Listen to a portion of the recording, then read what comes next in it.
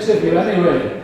Good evening, everybody. Good evening. Lovely to see you, and welcome you are indeed tonight to Lisburn Christian Workers Union. This is the day that the Lord hath made, that the Lord hath made. We will rejoice and be glad in it, and be glad in it. This is the day that the Lord hath made. We will rejoice and be glad in it. This is the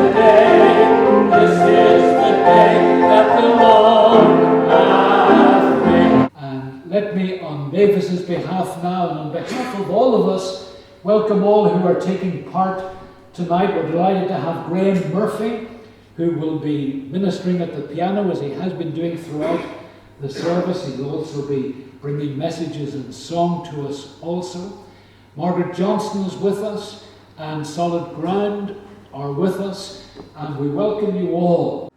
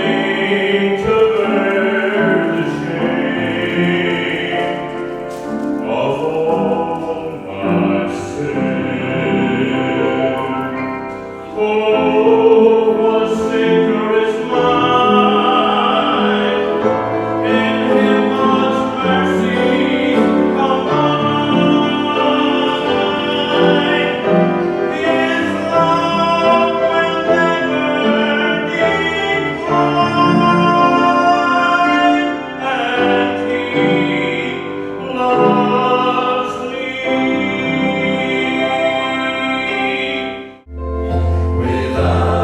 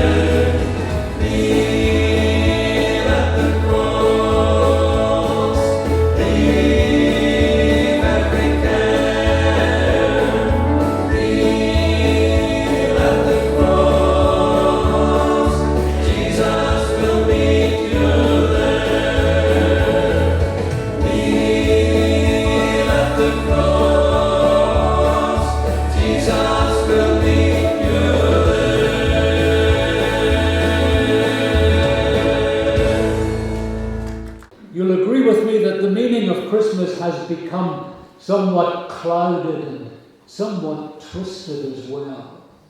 But these 3 words sum up the meaning of Christmas. God with us. And yet, the message could have been so different. The message could have been God far from us. God far from us. Had there not been a first Christmas, had there not been that great advent of Jesus Christ stepping into this sin-besmirched world, then the distance between man and God would have remained vast and indeed unbridgeable, uncrossable. The message could be God far from us. But thank God the message is God with us. Man, by his own efforts, could never reach God, could never attain to heaven. Man has made some great accomplishments, building great bridges, for example, to span mighty rivers, building powerful rockets to put man on the moon and to send probes to the planets and into outer space. Man, yes, has covered millions of miles by his ingenuity, but the ingenuity or the inventiveness of man cannot bring him and God together. And if it had been left to man, the message would have been God far from us. The message could also have been God against us. God against us. Think about that. Because God has every right and reason to be against us. God has every justification to be against man.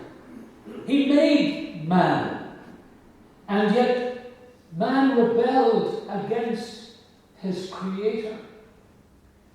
God blessed man with unspeakable and unlimited blessings and continues so to do, and yet those blessings are so often thrown back in his face, unappreciated, undesired.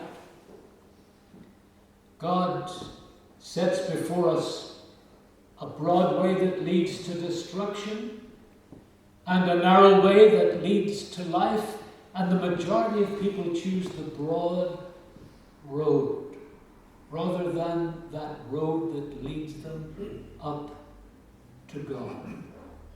And so the message could so easily have been God against us. But it was John's brother Charles who penned the words, "Amazing love. How can it be that thou, my God, shouldst die for me?" That's why the message is God with us. God with us means God loves us. Loves us with an indescribable love, an incomparable love, an inexhaustible love. God loves us so much, as we can put it no better than John 3:16. He gave his only begotten Son, that whosoever believeth in him should not perish, but have everlasting life. It means God loves us. God with us means God lifts us. He has come to lift the beggar from the dunghill. He has come to lift the prisoner from the pit. As the psalmist David says, "He brought me up also out of an horrible pit, and set my feet upon the rock, and established my goings, and put a new song in my mouth, even praise unto our God. He came because he loved us, and he came to lift us from the mire of sin from which we could not extricate ourselves. And it meant beyond the crib, beyond the cradle, the cross. It means God loves us and God lifts us. And it means for those who have trusted him, God lives in us. God with us. And as this Christmas period dawns and as it develops, may you know the blessing and the joy, the comfort and the peace of God being with you. Whatever your circumstances, whatever you have been through even during this past year,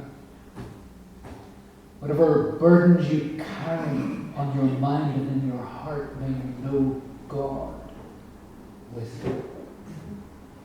And of a certainty you may know that if you trust. Trust in the babe of Bethlehem. Trust in the man of sorrows. Trust in the risen Lord.